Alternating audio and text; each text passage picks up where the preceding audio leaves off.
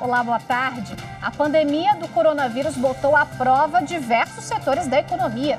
O de turismo foi um dos mais afetados. Depois de mais de 100 dias fechados, alguns hotéis aproveitaram o feriado de 7 de setembro para iniciar a retomada. Mas que cuidados devem ser tomados para evitar a propagação da Covid-19? Esse é um dos assuntos do Jornal da Justiça de hoje e você vai ver também. O Conselho Nacional de Justiça aumenta a produtividade durante a pandemia. Este ano, em pouco mais de 5 meses, foram realizadas 48 sessões extraordinárias. Justiça dá 10 dias para réus envolvidos no caso da Cobra Naja apresentarem defesa. E no Dia da Independência, a homenagem da Orquestra Sinfônica do Teatro Nacional Cláudio Santoro.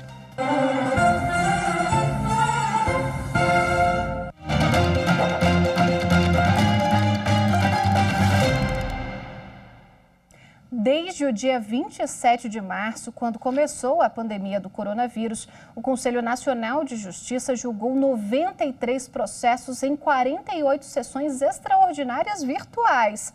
O ministro Dias Toffoli ainda participa de mais uma sessão, antes de deixar a presidência do CNJ e do STF.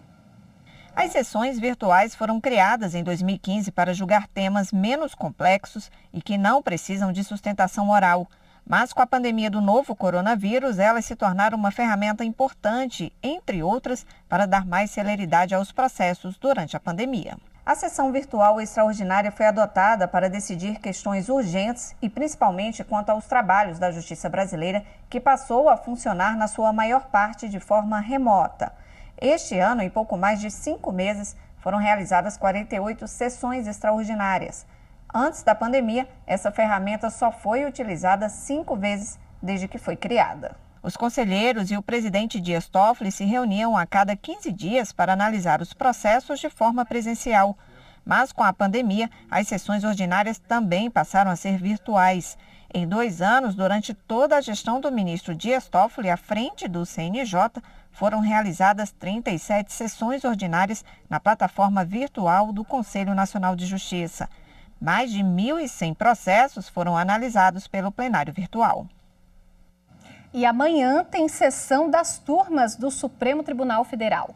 A primeira turma deve julgar um recurso de candidatos aprovados para o cadastro reserva do cargo de engenheiro da Petrobras. Eles questionam a licitude do processo seletivo. Também tem na pauta um processo que envolve decisão da Justiça Eleitoral do Mato Grosso do Sul, que determinou que o Facebook e vários sites excluíssem notícias falsas sobre o pré-candidato ao governo do estado, Odilon de Oliveira, juiz federal aposentado.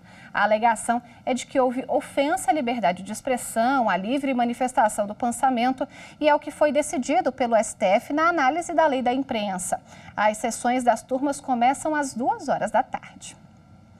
O Superior Tribunal de Justiça manteve multa de R$ 254 mil ao Facebook por demora na reativação de página do Instagram. A Kátia Gomes tem os detalhes. O Instagram é uma das redes sociais mais populares do mundo, o que começou como uma plataforma para usuários compartilharem fotos de viagens e do dia a dia, acabou se transformando em uma ferramenta valiosa de divulgação e um poderoso canal de vendas para as lojas virtuais. O Brasil é o 3º no ranking de mais usuários do Instagram, perdendo apenas para os Estados Unidos e a Índia. O país conta com 91 milhões de usuários atualmente. A empresária Eugênia Barbosa usa a plataforma para vender roupas femininas há 2 anos. A página representa 90% das vendas. Os outros 10% são de pessoas que compram por indicação. Ela conta que se não fosse a ferramenta, não teria clientes. E se porventura acontecer de eu ficar sem acesso a essa plataforma, eu fico sem vender. Já aconteceu em outra ocasião de eu ficar impossibilitada de movimentar essa rede social. A importância desse mercado online é tão grande que uma empresa de comércio de roupas e uniformes pela internet procurou a justiça pedindo que fosse reativada a página dela no Instagram. A proprietária alegou que a rede social teria desativado indevidamente o perfil depois de denúncias que seriam falsas e ela não teve direito de defesa. Em primeiro grau, o juiz determinou o restabelecimento da página comercial da autora sob pena de multa de R$2.000 por dia de atraso até o limite de R$500.000. Após 127 dias de atraso, o Facebook, que é dono do Instagram, cumpriu a determinação judicial. O valor da multa foi mantido pelo Tribunal de Justiça de São Paulo, que levou em consideração o porte econômico da empresa e também a demora excessiva para o cumprimento da ordem. A rede social recorreu então ao Superior Tribunal de Justiça. O relator, ministro Marco Butzi, considerou que o valor alcançado pela multa é de responsabilidade exclusiva do Facebook, que durante mais de 4 meses não atendeu a ordem para reativar o perfil. O ministro ressaltou ainda que o valor da multa diária de R$2.000 não ofende os princípios da proporcionalidade e da razoabilidade. A quarta turma seguiu o voto do relator. Com isso, ficou mantida a multa de R$254.000. Este advogado explica como a rede social deve agir antes de excluir qualquer página. A plataforma informa o titular que houve a suspensão e que este apresente as razões ou, de fato, que esclareça os fatos que não justificariam a suspensão. E após esses esclarecimentos, a plataforma deve avaliar com celeridade se, de fato, a denúncia procede e essa conta precisa ser suspensa ou removida, ou se precisa ali adequadamente reativar esta conta ou este perfil. Os partidos políticos têm até o dia 16 de setembro para realizar as convenções para a escolha de candidatos às eleições municipais de 2020 e definir como vão ser investidos alguns recursos de campanha. Uma novidade é que agora, por causa da pandemia do novo coronavírus, as convenções partidárias podem ser realizadas de forma virtual. Para disputar as eleições municipais, o político precisa ter o nome aprovado na convenção partidária. E amanhã, o presidente do Tribunal Superior Eleitoral, ministro Luiz Roberto Barroso, apresenta o plano de segurança sanitária para as eleições de 2020. O plano inclui protocolo sanitário a ser adotados pelas sessões eleitorais e as recomendações para garantir o mais alto grau de segurança possível para os eleitores, mesários e demais colaboradores da Justiça Eleitoral por causa da pandemia da Covid-19. O evento vai ser transmitido aqui pela TV Justiça. E você vai ver no próximo bloco como o setor hoteleiro está trabalhando para atrair os turistas com segurança. Não saia daí, eu volto já.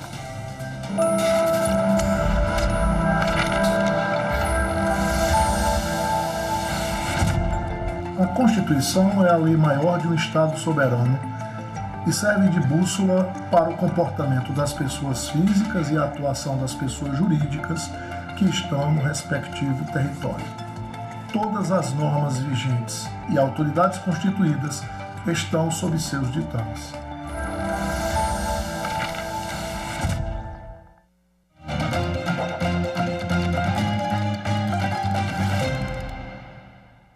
O Tribunal de Justiça de São Paulo condenou um hotel a devolver R$17.000 com juros e correção monetária pelo não reembolso do valor pago por clientes que cancelaram a reserva em função da pandemia da Covid-19. Segundo o processo, as reservas foram feitas em fevereiro para garantir que em maio um grupo de pessoas teria hospedagem em São Paulo para poder ir a um casamento. Mas com o avanço da pandemia da Covid-19, os planos mudaram. A festa de casamento foi cancelada e o hotel não aceitou negociar o cancelamento e reembolso com os clientes, que já tinham pago R$17.000 pelas reservas. O TJ Paulista entendeu que a situação não se trata de cancelamento, mas sim de impossibilidade da prestação de serviço por força maior. O hotel foi condenado a devolver o dinheiro com juros e correção monetária. Segundo o advogado que cuidou do caso, em situações semelhantes, o primeiro passo sempre é buscar uma negociação antes de entrar com uma ação judicial. Não alcançando sucesso, eu sugiro que faça uma consulta à plataforma mantida pelo Ministério da Justiça, que se chama consumidor.gov, que está no site do Ministério da Justiça, que tem uma série de prestadores de serviços que já aderiram à plataforma e que permite uma negociação direta entre consumidor e prestador de serviço, uma espécie de mediação online feita pelo Ministério da Justiça, tentando encontrar uma solução conciliatória. Não alcançada a conciliação por qualquer motivo, resta procurar um advogado e buscar uma saída judicial. Foi o que Nilo e 2 amigos fizeram. Os jovens tinham planejado viajar para o Japão para verem de perto as Olimpíadas. Ele conta que a empresa responsável pela reserva da hospedagem em Tóquio pediu um tempo para constatar o cancelamento do evento em razão da pandemia do coronavírus e devolver o dinheiro. Apesar da demora, o estudante conseguiu o reembolso. Quando nós optamos pelo reembolso integral, nos termos da política de cancelamento, eles foram super rápidos, assim, coisa de 4, 5 dias, depositaram todo o dinheiro e reembolso integral. Então, assim, apesar de no início ter uma pouca ansiedade, assim, com medo de perder esse dinheiro, acreditamos que foi bastante positiva a experiência da plataforma, pois é bem razoável também que no início não se poderia ter qualquer conhecimento do que estaria por vir ainda. A lei brasileira já permitia que o prestador de serviço e o consumidor buscassem um acordo para reembolso diante de algum imprevisto. Mas, com as restrições do isolamento social para conter a Covid-19, em abril, o governo brasileiro editou uma medida provisória que prevê o cancelamento de serviços, reservas e eventos no setor de turismo e cultura. A norma permite a devolução de 100% do valor pago ou remarcação. Isabela também fez tudo isso para cancelar a lua de mel em Búzios. O hotel informou que faria o reembolso em 90 dias. Ela conta que o prazo já passou e agora aguarda para receber o que pagou de volta. Então, eles pediram uma compreensão e um prazo maior, que assim que as coisas se normalizassem, eles iam entrar em contato com a gente para a gente fazer esse reembolso da melhor forma. E independente, assim, de um prejuízo ou não, a gente entende, principalmente para o setor hoteleiro, setor de turismo, que tem sido bem complicado, né, atravessar essa crise. Então, nós estamos aguardando esse prazo, né, e que eles entrem em contato novamente. Mas o atendimento foi rápido, assim, a gente ficou satisfeito nesse sentido de clareza. O feriado de hoje, 7 de setembro, tem um significado especial para o setor de turismo. Depois de mais de 100 dias fechados, alguns hotéis iniciaram a retomada. Mas a recuperação vai ser lenta e tanto o empresário quanto o consumidor precisam ficar atentos aos cuidados para evitar a propagação da Covid-19. A limpeza é rigorosa. Tudo tem de ser perfeitamente higienizado com água e sabão. E para fazer o serviço, a funcionária usa equipamentos especiais. Os hotéis e pousadas que estão reabrindo após a pandemia adotam uma rotina bem diferente.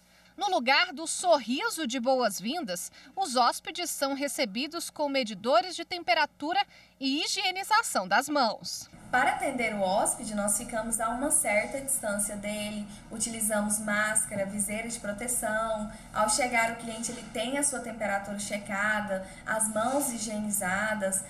Além disso, é obrigatório o uso de máscara nas áreas comuns. Dentro do quarto, todos os colchões possuem capas protetoras. Na porta do quarto tem um tapete utilizado para higienização.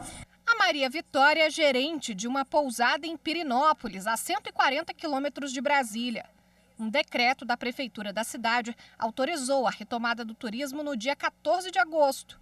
Os hotéis e pousadas podem funcionar com 65% da capacidade. Essas normas são definidas por cada município e podem ter critérios diferentes dependendo da cidade ou região. Para seguir as regras, as associações de empresários do setor tentam reunir informações, No Paraná, por exemplo, estão sendo distribuídos manuais de conduta com as normas de segurança. Costumo dizer que o turista ainda está um pouco preocupado em sair de casa, e essa segurança nós temos que dar a eles, de que os hotéis estão cumprindo suas obrigações de higienização, né, e de segurança. O setor de turismo foi um dos mais afetados pela pandemia. Segundo pesquisa da Fundação Getúlio Vargas, em 2019, o faturamento ultrapassou 270 bilhões de reais. Neste ano, com a pandemia, não deve chegar a 166 bilhões, uma queda estimada de quase 39%. Para o ano que vem, a estimativa é de que o setor ainda apresente queda de 4% em relação a 2019. Algumas agências fecharam, algumas agências foram para home office. Realmente é um segmento que foi muito impactado. Foi o primeiro, né, e vai ser o último a retomar a sua plenitude. Mas ainda há motivos para otimismo. Segundo a ABAV, neste 7 de setembro, os hotéis que reabriram estão com 100% dos quartos ocupados. Esse mês de setembro, com o advento da primavera, eu acho que dá uma motivação maior para todos nós, né? A beleza dos campos e das flores vai trazer uma motivação para todo o turista, para as pessoas poderem iniciar, né, uma retomada, um passeio. E para falar mais sobre o assunto, a gente convidou Simone Magalhães, que é advogada, especialista em direito do consumidor. Muito obrigada pela participação aqui no Jornal da Justiça, doutora. Eu que agradeço, é uma felicidade falar com vocês. Doutora, do ponto de vista do consumidor, né, ele pode exigir que sejam garantidos todos os protocolos de segurança para ele nessa hospedagem, ao decidir, né, viajar numa pandemia? Certamente sim, e o consumidor ele tem um papel fundamental, porque naturalmente com essa retomada, né, do setor de turismo, de cultura, que é importantíssimo para a nossa economia, muitas regras precisam ser verificadas por essas empresas. O consumidor, percebendo que alguma coisa não está adequadamente correndo, né, conforme a projeção, ele tem sim esse papel de conversar com aquela empresa e decidir se aquela questão é pontual ou não, enfim. O consumidor, ele consegue sim, quando ele sabe de seus direitos, né, quando ele tem uma conscientização maior, influenciar positivamente todo o setor da economia. Uma vez que ele percebeu que não foi cumprido, que chegou lá, não tinha protocolo de segurança, faltou um álcool em gel, faltou um distanciamento, ou tinha mais gente do que esperado, o que ele faz? Onde ele denuncia? Evelyn, é importante sempre conversar com o setor responsável daquela empresa, seja o hotel ou alguma outra formatação de turismo, até mesmo para verificar se aquilo é algo pontual. Porque, na verdade, o que o consumidor precisa é que aquele problema seja resolvido imediatamente, porque é uma questão de segurança. Não pode ficar esperando passar o tempo, né, para que aquela situação seja contornada. Com essa conversa, né, nesse setor específico, o consumidor ele vai identificar se aquele foi um problema pontual, ou seja, a empresa conseguirá automaticamente solucionar aquela questão e promover a segurança que aqueles consumidores precisam ou não. Se não for pontual, é muito importante que o consumidor faça uma denúncia para a autoridade sanitária daquela localidade. A gente tem visto nas redes sociais muitos cidadãos denunciando por conta própria a questão de aglomerações em pontos turísticos, em cidades turísticas que decidiram reabrir as portas, né? Neste caso, é uma questão policial, é um caso de autoridade sanitária. Como fazer para que se cumpram as regras?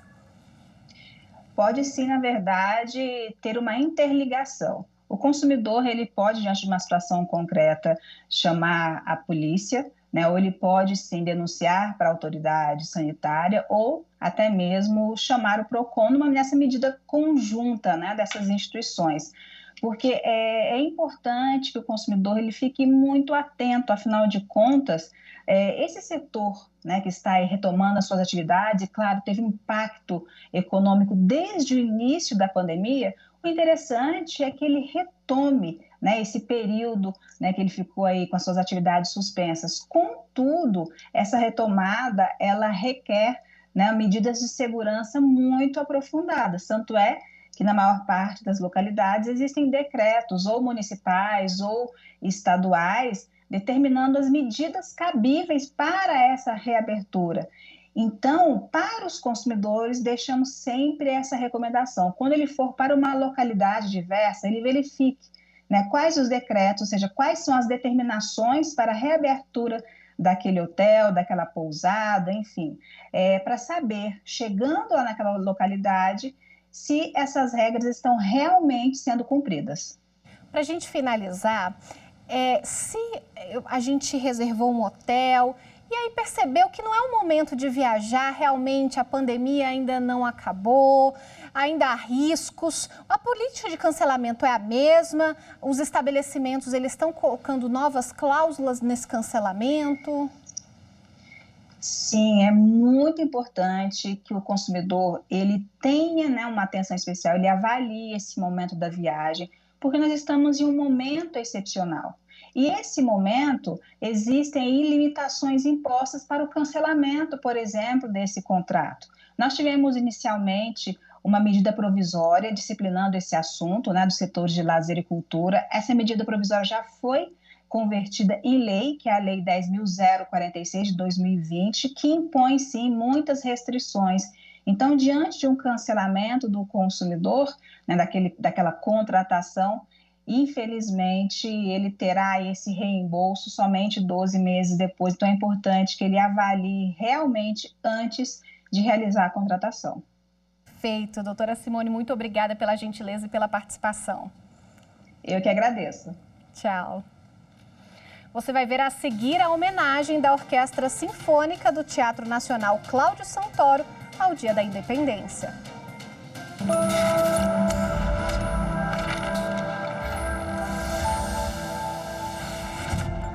A Constituição Federal de 1988 é um marco da nossa sociedade.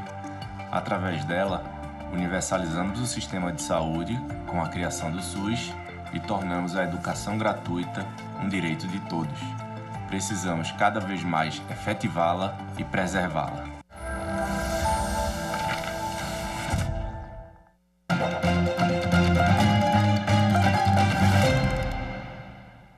O Tribunal de Justiça do Distrito Federal deu prazo de 10 dias para que os envolvidos no caso da Cobra Naja apresentem defesa. Na última sexta-feira, a Justiça aceitou denúncia do Ministério Público e tornou réus 4 pessoas. O estudante universitário Pedro Krambeck, a mãe dele, Rosimeire dos Santos, o padrasto, tenente-coronel da Polícia Militar Clóvis Eduardo Conde e o amigo do estudante, Gabriel Ribeiro de Moura. Eles vão responder pelos crimes de associação criminosa, venda, criação de animais sem licença e maus-tratos. E começam amanhã as inscrições para o Prêmio Conciliar é Legal do Conselho Nacional de Justiça. Os interessados podem concorrer nas categorias Tribunal e Juiz Individual. Vão ser avaliados critérios como restauração das relações sociais, criatividade, alcance social, satisfação do usuário e ausência ou baixo custo para a implementação da prática e inovação. As inscrições podem ser feitas até sexta-feira, dia 11 de setembro, no portal do CNJ de Boas Práticas. O presidente do Supremo Tribunal Federal e do Conselho Nacional de Justiça, ministro Dias Toffoli, participou hoje pela manhã da celebração do 7 de setembro no Palácio da Alvorada. Por causa da pandemia, a comemoração foi reduzida. O ministro Dias Toffoli representou o Poder Judiciário. Ele assistiu ao hasteamento da bandeira ao lado do presidente Jair Bolsonaro, da primeira-dama Michele, do vice Hamilton Mourão e do presidente do Senado, Davi Alcolumbre. Neste ano, por causa da pandemia, não foi realizado o tradicional desfile. A cerimônia reduzida foi feita em frente ao Palácio da Alvorada, residência oficial da Presidência da República. Houve execução de hinos e apresentação da Esquadrilha da Fumaça.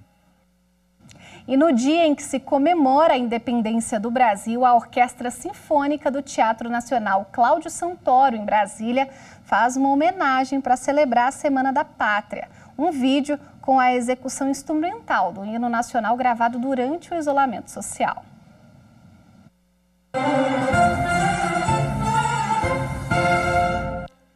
72 músicos participaram da gravação. Os vídeos foram feitos em celulares a partir de um guia de orientação, cada um em sua casa. Foram mais de 20 dias de trabalho para reunir todos os instrumentos. O maestro Cláudio Cohen, regente da orquestra, disse que o material ficará disponível para ser usado em qualquer solenidade. A versão instrumental tem 2 minutos e 19 segundos, apenas com a melodia executada, sem a repetição usual da versão cantada.